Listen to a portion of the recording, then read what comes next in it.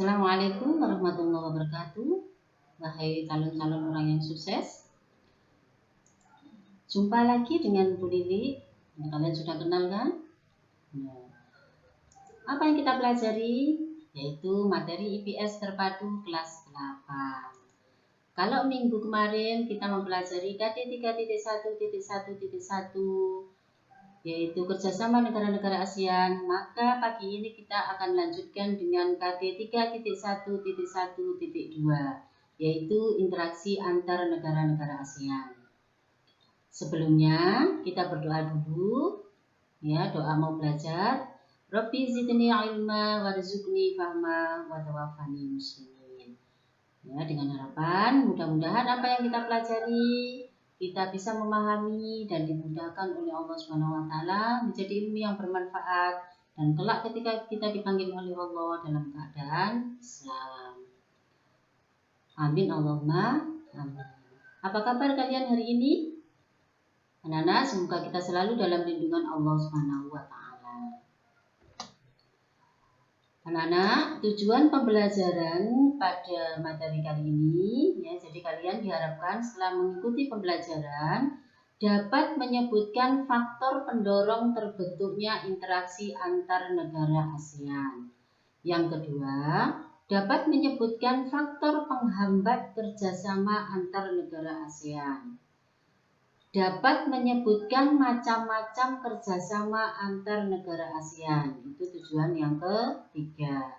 Dan tujuan yang keempat, dapat menjelaskan pengaruh interaksi ruang dan antar ruang antar negara-negara ASEAN. Yang terakhir, dapat menjelaskan upaya meningkatkan kerjasama antar negara ASEAN. Itu anak-anak tujuan pembelajaran kita kali ini. Disimak dengan baik sehingga di akhir pembelajaran anak-anak bisa mencapai tujuan pembelajarannya. Ya, faktor pendorong dan penghambat terbentuknya interaksi antar negara. Faktor pendorongnya ada dua, yaitu kesamaan dan perbedaan sumber daya alam. Contohnya ada organisasi OPEC, yaitu organisasi negara-negara yang memiliki persamaan hasil, yaitu penghasil minyak bumi. Ya. Kemudian yang kedua adalah kesamaan dan perbedaan wilayah, atau yang disebut dengan kesamaan letak geografis. Contohnya, negara-negara di ASEAN itu memiliki letak geografis yang hampir sama, sehingga mereka membentuk kerjasama yang dinamakan dengan ASEAN. Itu faktor pendorongnya. Yang kedua adalah faktor penghambatnya. Apa yang menghambat terbentuknya interaksi antar negara ASEAN? Yang pertama adalah perbedaan teknologi. Karena masing-masing negara itu memiliki perbedaan tingkat teknologi, maka kadang-kadang mereka sulit melakukan interaksi karena yang satunya tidak memahami teknologi atau kurang memahami, yang satunya sudah sampai tingkat tinggi. Itu bisa menghambat interaksi antar keduanya. Yang kedua, dalam negara tersebut ada konflik atau peperangan. Nah, mereka sibuk dengan perang, dengan keamanan, sehingga mereka tidak terpikirkan untuk berinteraksi, atau negara yang diajak interaksi juga merasa tidak aman. Nah, itu bisa menghambat adanya interaksi.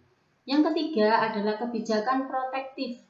Ada negara yang melindungi perekonomian di negaranya sendiri, melindungi perdagangan di negaranya sendiri, atau melindungi kegiatan ekonomi di negaranya sendiri. Ya, yang kurang bisa bersaing dengan internasional, sehingga mereka melakukan kebijakan protektif. Contohnya, Indonesia itu masih dikurangi, ya, untuk impor gula. Karena kalau kita bebas impor gula, maka industri gula di dalam negeri akan kalah bersaing dengan gula dari impor. Itu salah satu contohnya. Kemudian yang keempat, perbedaan kepentingan negara. Karena tidak memiliki kepentingan yang sama, maka negara tersebut tidak melakukan interaksi. Berikutnya, bentuk kerjasama antar negara ASEAN. Ya, yang pertama yaitu bidang sosial budaya. Ya, negara ASEAN itu melakukan kerjasama di bidang sosial budaya. Tujuannya supaya negara-negara di ASEAN tersebut itu tercipta kerukunan dan kemajuan bersama.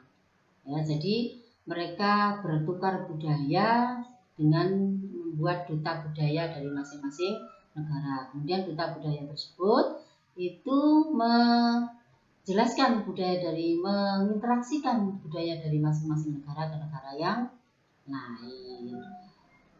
Misalnya, ya, organisasi yang dinamakan dengan COSD, ya. Kemudian ada seni, kemudian ada seni festival film ASEAN. Nah, dari situ maka film-film dari negara manapun bisa ditonton oleh negara-negara di ASEAN.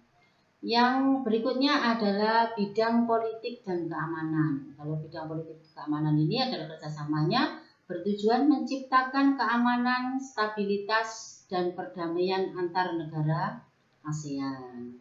Ya, jadi misalnya ada teroris, ya, maka bisa kerjasama dengan keamanan di negara lain.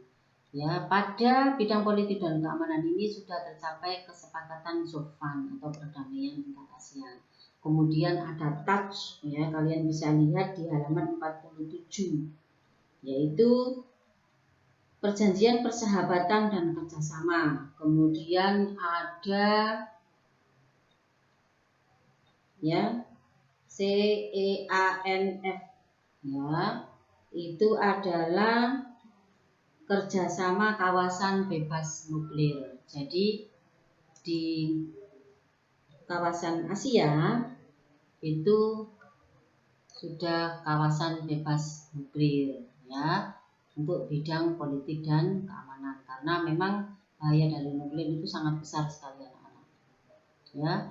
Kemudian ada MLAT atau hukum timbal balik pidana, ada konvensi pemberantasan terorisme dan sebagainya. Semuanya itu adalah untuk menciptakan keamanan, stabilitas, dan perdamaian antar negara ASEAN. Berikutnya, kerjasama di bidang pendidikan. Nah, kerjasama di bidang pendidikan ini adalah bertujuan untuk meningkatkan kualitas pendidikan di negara-negara ASEAN, sehingga pendidikan itu memiliki daya saing internasional.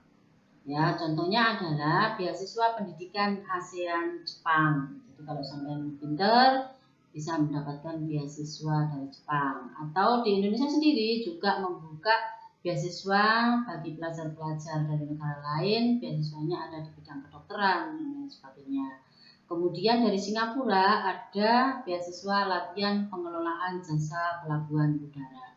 Jadi anak-anak tidak perlu khawatir, masih banyak jalan untuk bisa mencapai kesuksesan, untuk bisa mencapai pendidikan yang lebih tinggi. Oke. Setelah kita mempelajari interaksi, ya, dan bentuk kerjasamanya, kita lanjut pada pengaruhnya. Ya, jadi pengaruh perubahan ruang dan interaksi antar ruang terhadap keberlangsungan kehidupan. Tentu saja kehidupan di negara-negara ASEAN. Yang pertama, keberlangsungan kehidupan di bidang ekonomi. Ya, sudah tercapai MEA. Ya, dengan adanya MEA ini bisa membuka peluang dan mempermudah perdagangan antar negara di ASEAN.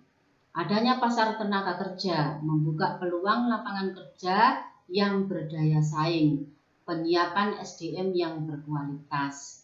Jadi tenaga kerja dari asing bisa masuk ke sini, kita pun bisa masuk ke negara lain asal kita memiliki sumber daya manusia yang berkualitas. Karena itu anak-anak tidak bisa berleha-leha, anak-anak harus rajin belajar, menjadi SDM yang berkualitas. Kalau tidak, anak-anak akan kalah bersaing dengan tenaga kerja dari luar. Kegiatan ekonomi, masih ingat ada kegiatan ekonomi ada berapa? Oke, betul. Kegiatan ekonomi itu ada 3, produksi, distribusi, dan konsumsi. Nah, itu semua akan semakin luas dan bersaing bebas antar negara ASEAN. Pada akhirnya, negara itu tidak bisa lagi memprotektif. Ya, jadi barang dari luar negeri itu bisa banjir ke sini, kita pun bisa menjual barang ke luar negeri asal barang kita berdaya saing, berkualitas, karena pembelinya akan semakin bebas, semakin memiliki banyak pilihan untuk membeli barang. Ya, anak-anak contohnya lewat online anak-anak sudah bisa membeli barang dari Cina, dari Tiongkok, dari Jepang dan sebagainya. Ya. Yang kedua adalah bidang sosial. Pada bidang sosial ini akan mempengaruhi dinamika jumlah penduduk, ya, bertambah atau berkurangnya jumlah penduduk, itu maksudnya. Rasa simpati dan empati terhadap pengungsi atau pendatang. Anak-anak sering lihat di TV ada penduduk dari negara lain datang ke sini atau menjadi migrasi. Ya. Itu adalah salah satu contoh perubahan ruang dan interaksi antar ruang di bidang sosial. Sekarang di bidang budaya. Nah, di bidang budaya itu diselenggarakan budaya ASEAN. Contohnya pada tanggal 29 Juli 2013 di Purwokerto. Kemudian ada perkemahan budaya serubun, ada industri musik dan lain sebagainya. Ya. Bagaimana dengan di bidang politik? Di bidang politik itu contohnya adalah adanya sengketa perbatasan wilayah. Masih ingat kan kasus Ligitan? Ya, perbatasan kita yang bersengketa dengan Malaysia. Kemudian ada pekerja migran.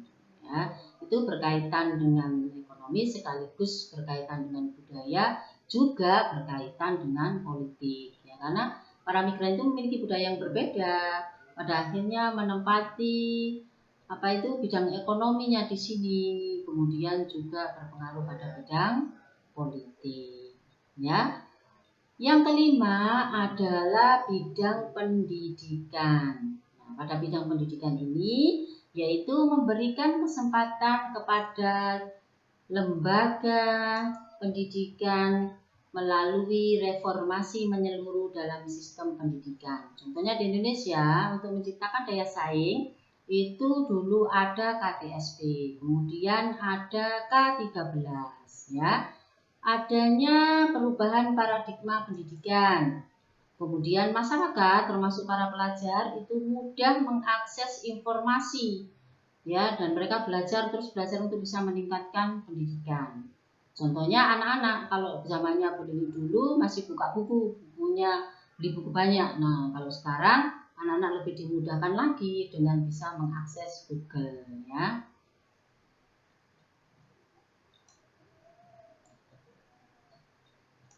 Oke, sudah tahu semuanya. Nah, sekarang bagaimana upaya meningkatkan kerjasama antar negara ASEAN? Ada 3 pilar di ASEAN yang dibentuk untuk meningkatkan kerjasama antar negara ASEAN. Ya, 3 pilar tersebut dibentuk pada tahun 2015.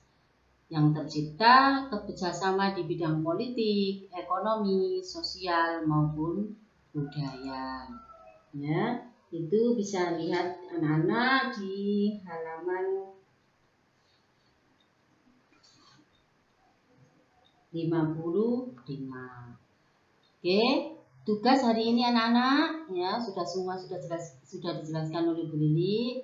Nah, sekarang tugasnya ya setelah kalian menyimak pembelajaran 3.1.1.2 tadi, sudahkah kalian menyalin dalam buku tulis? Ya, kalau sudah tentunya kalian sudah paham. Ya, pemahaman kalian sudah bertambah lagi dibanding dengan minggu yang lalu. Nah, sekarang coba anak-anak buka halaman 56. Ya. Di halaman 56 tersebut ya, ada dalam pertemuan yang ke-1 ASEAN Ministerial Meeting on Women di Laos pada tanggal 16 sampai 19 Oktober 2012 itu menghasilkan 3 komitmen ya. Jadi deklarasi tersebut menghasilkan 3 komitmen. Ada dalam halaman 56. Nah, anak-anak sebutkan 3 komitmen tersebut. Tulis soalnya dan jawabannya di buku catatan IPS kalian ya. Kalian juga bisa menguploadnya di Classroom. Oke, paham anak-anak sampai sini? Semoga kalian mendapatkan ilmu yang bermanfaat. Akhir pembelajaran kita akhiri dengan doa habis belajar. Ya. Allah manfa'na bima alamtana wa alimna ilman yang fauna. Oke. Semoga apa yang kita pelajari bisa bermanfaat bagi diri kita dan diri orang lain. Assalamualaikum warahmatullahi wabarakatuh.